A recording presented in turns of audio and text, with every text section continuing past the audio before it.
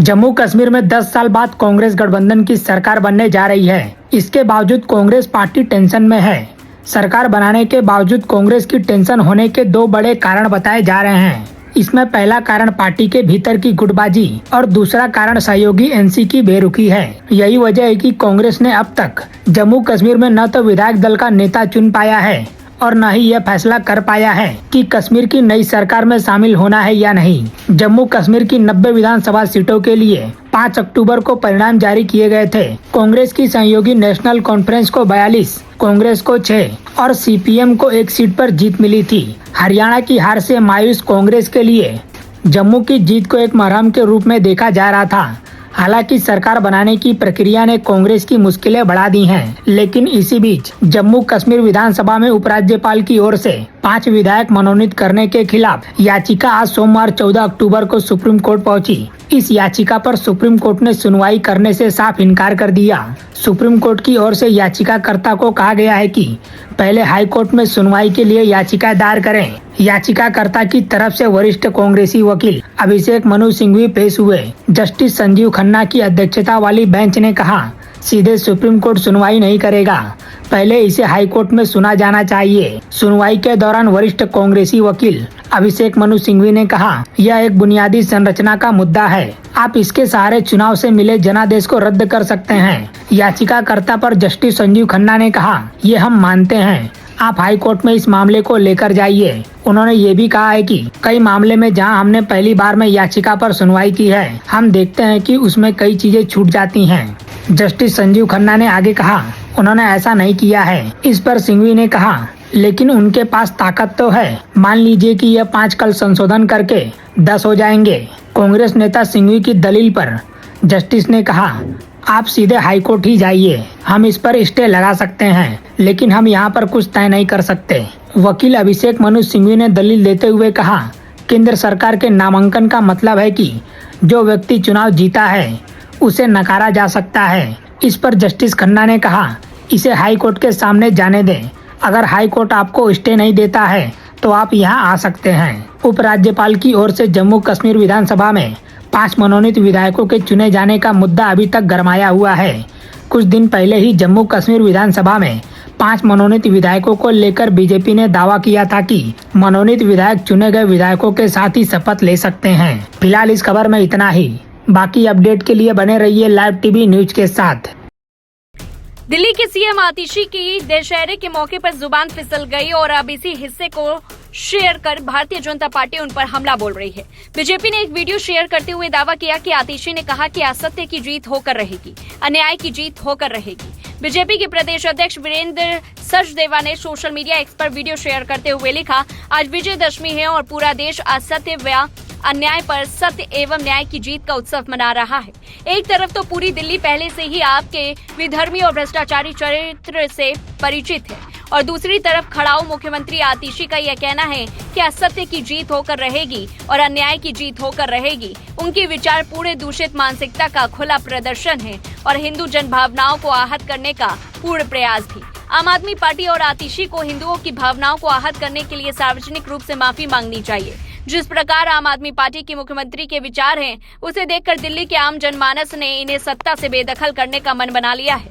यह पूरा विवाद आतिशी के एक भाषण से जुड़ा हुआ है जो उन्होंने दशहरा के अवसर पर दिल्ली के आईपी एक्सटेंशन में रामलीला कमेटी इंद्रप्रस्थ के एक कार्यक्रम में किया।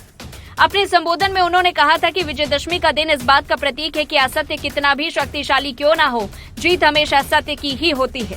भगवान राम ने हमें सिखाया है कि चाहे कितनी भी मुश्किलें क्यों ना आए, हमें मर्यादा के मार्ग से विचलित नहीं होना चाहिए।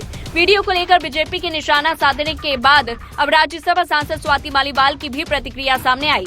उन्होंने आतिशी पर जमकर हमला बोला और कहा कि चाहे जितनी भी कोशिश कर लो, असत्य और अन्याय की जीत नहीं होगी। स्वाति मालीवाल ने वायरल वीडियो का सोशल मीडिया प्लेटफॉर्म एक्स पर शेयर किया और इसी के साथ उन्होंने लिखा, नहीं आतिशी मार लेना जी, आप जितनी भी कोशिश कर लो, असत्य और अन्याय की जीत नहीं होगी। हालांकि इस वीडियो पर खबर लिखे जाने तक आतिशी या आम आदमी पार्टी की ओर से कोई प्रतिक्रिया सामने नहीं आई। हालांकि भाजपा ने उनके भाषण का एक हिस्सा साझा किया और यह दावा किया कि आतिशी ने कहा कि असत्य और अन्याय की जीत होगी। हमारे घर के अंदर हो, समाज के अंदर हो, देश के अंदर हो, असत्य की जीत होकर रहेगी, अन्याय की जीत होकर रहेगी।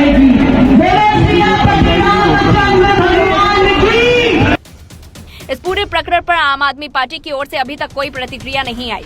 एक्स पर बरखा त्रेहन ने लिखा, दिल्ली का दुर्भाग्य ये दिन भी देखना था। दिल्ली की हाई एजुकेटेड मुख्यमंत्री और एजुकेशन मिनिस्टर आतिशी मारलेना असत्य की जीत होकर रहेगी, अन्याय की जीत होकर रहेगी। ऐसी ही होता है जब वामपंथी हिंदू बनने का नाटक करते हैं। एक्स पर जिगर जोशी ने लिखा, यह दिल्ली की कुछ दिन की सीएम आतिशी मारलेना जो धर्म से खुद को हिंदू बताती है, मगर जिनको हिंदू संस्कृति, हिंदू त्योहार के बारे में बस इतना सा ही ज्ञान है और रामलीला के बड़े मंच पर खड़े होकर ये बोल रहे हैं कि आज सत्य की जीत होकर रहेगी, अन्याय की जीत होकर रहेगी। यह दिल्ली का दुर्भाग्य है कि यह दिल्ली के शिक्षा मंत्री भी रह चुकी हैं, जिनको इतना ज्ञान नहीं कि अधर्म पर धर्म की विजय हुई, अन्याय पर न्याय की विजय हुई और पाप पर पुण्य की विजय हुई। इस पूरी रिपोर्ट को लेकर के आपकी क्या कुछ राय है, कमेंट बॉक्स में बताएं। तब तक के लिए देखते रहिए लाइव टीवी। दुश्मनी जमकर करो, लेकिन ये गुंजाइश रहे जब कभी हम दोस्त हो जाएं तो शर्मिंदा ना हो। मई 2019 में पूर्व विदेश मंत्री सुषमा स्वराज ने ममता बनर्जी के प्रधानमंत्री नरेंद्र मोदी को लेकर दिए गए आपत्तिजनक बयान पर कहा था, उनकी कही वो बात आज कांग्रेस के राष्ट्राध्यक्ष मल्लिकार्जुन खड़गे के लिए कही जा सकती है। ऐसा इसलिए क्योंकि मल्लिकार्जुन खड़गे ने अर्बन नक्सल का बचाव करते हुए भाजपा को आतंकवादी पार्टी करार दिया है। और वहीं इसी बीच ईडी ने ऐसा क्या एक्शन ले लिया जिससे अचानक मल्लिकार्जुन खड़गे को बड़ा यू टर्न भी लेना पड़ा। दरअसल कर्नाटक की सियासत में कथित मुड़ा स्कैम केस के चलते राज्य के सीएम सिद्धारमैया की मुश्किलें बढ़ती जा रही हैं और इसी बीच कांग्रेस अध्यक्ष मल्लिकार्जुन खड़गे और उनके परिवार ने कर्नाटक सरकार को 5 एकड़ जमीन लौटाने का फैसला किया है। सरकार को वापस लौटाई जा रही है वह जमीन है जो कि खड़गे परिवार के सिद्धार्थ विहार ट्रस्ट को दी गई थी। अब इसके बड़े मायने भी निकाले जा रहे हैं क्योंकि राज्य के सीएम जमीन से जुड़े एक मामले में बुरी तरह घिर गए हैं।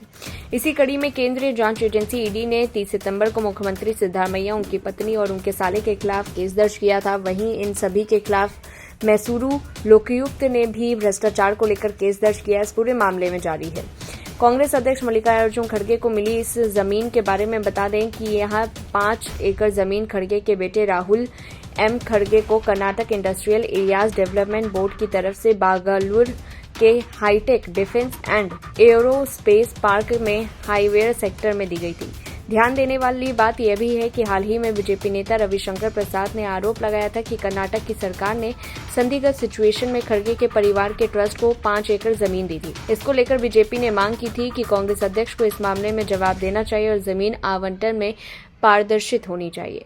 एक अहम बात यह भी है कि कर्नाटक के मुख्यमंत्री सिद्धारमैया की पत्नी पार्वती बीएम ने 30 सितंबर को मुड़ा के 14 प्लाट वापस करने की भी बात कही थी। इसे लेकर सिद्धारमैया ने कहा कि उनके खिलाफ जारी षड्यंत्रों के चलते उनकी पत्नी आहत है और इसीलिए वे जमीन वापस कर रही है। प्रधानमंत्री नरेंद्र मोदी ने 5 अक्टूबर को महाराष्ट्र के दौरे पर गए थे, जहां उन्होंने ठाणे में कहा था कि कांग्रेस और उनके सहयोगियों का एक ही मिशन बांटो और सत्ता में रहो। पीएम नरेंद्र मोदी ने कांग्रेस पर निशाना साधते हुए कहा था कि कांग्रेस अर्बन नक्सल गैंग चला रही है और वह देश के दुश्मनों के साथ खड़ी हुई है। उनके इस बयान पर ऐसे बिलबिला गई कि जैसे किसी ने सांप की पूंछ पर किसी ने अपना पैर रख दिया।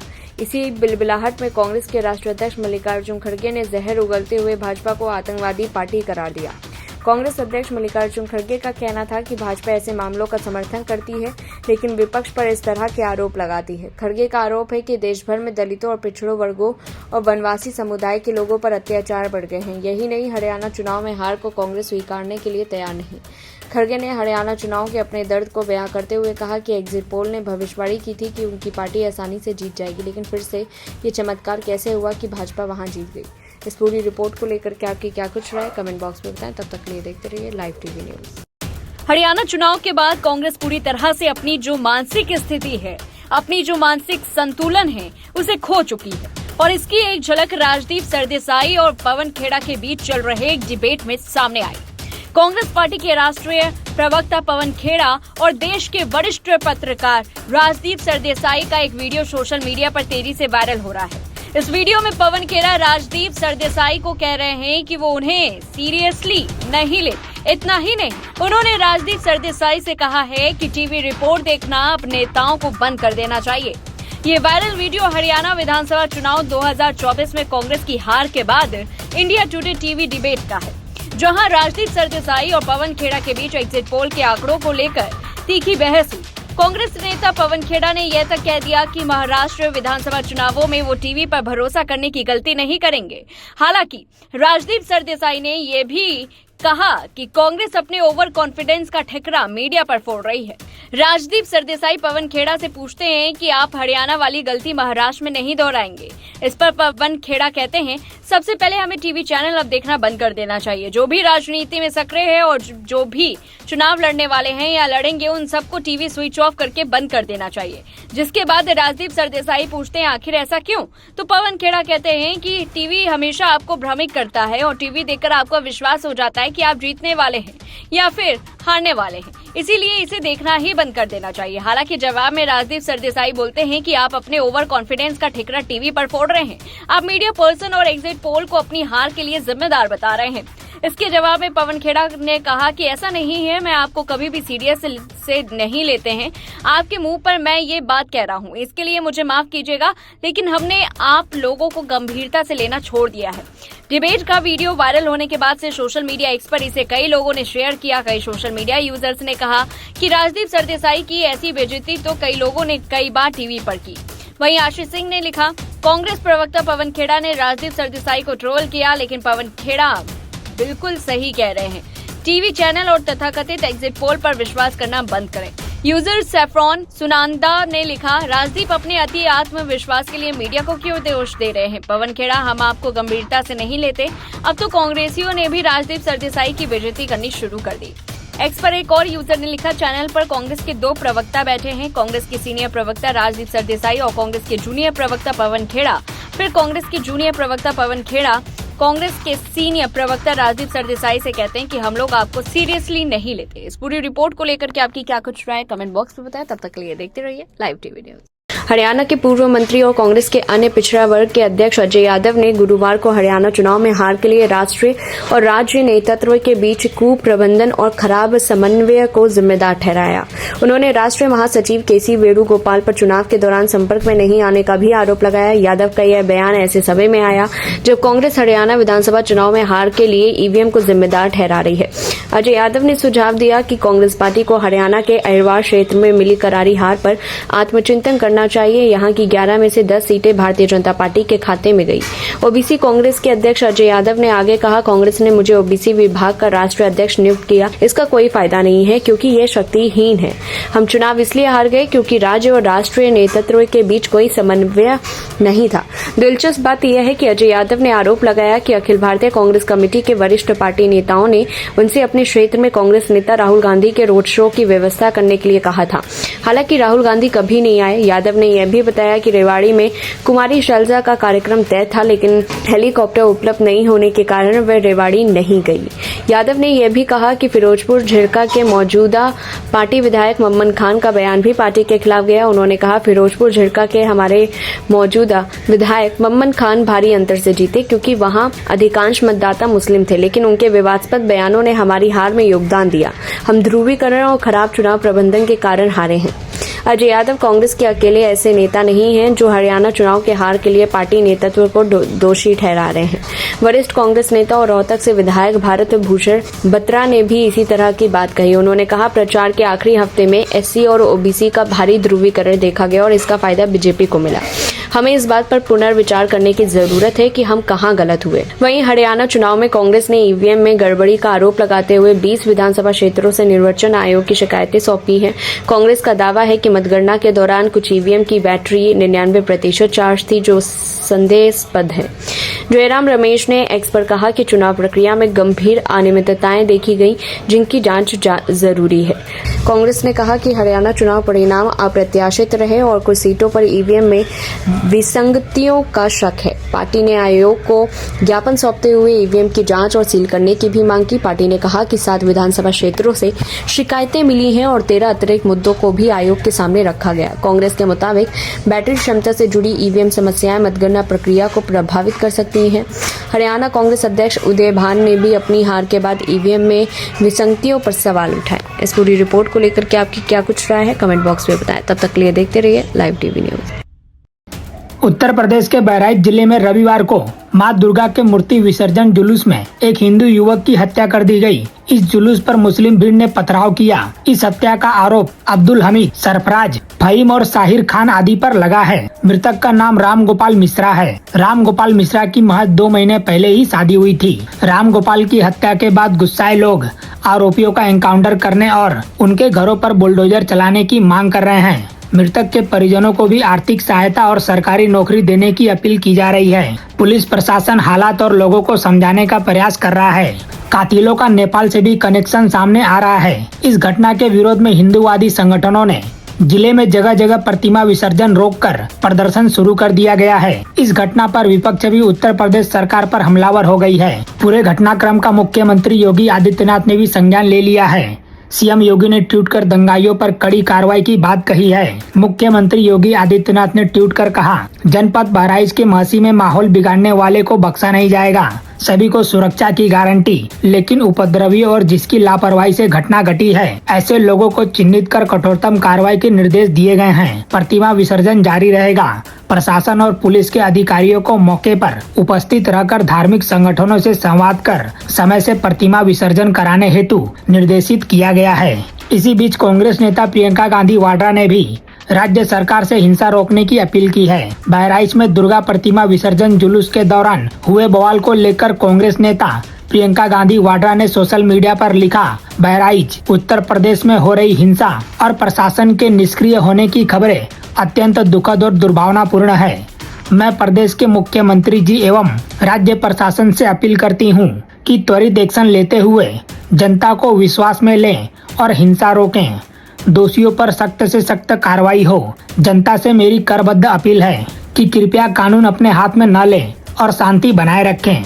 वहीं समाजवादी पार्टी के प्रमुख अखिलेश यादव का बयान भी सामने आया है।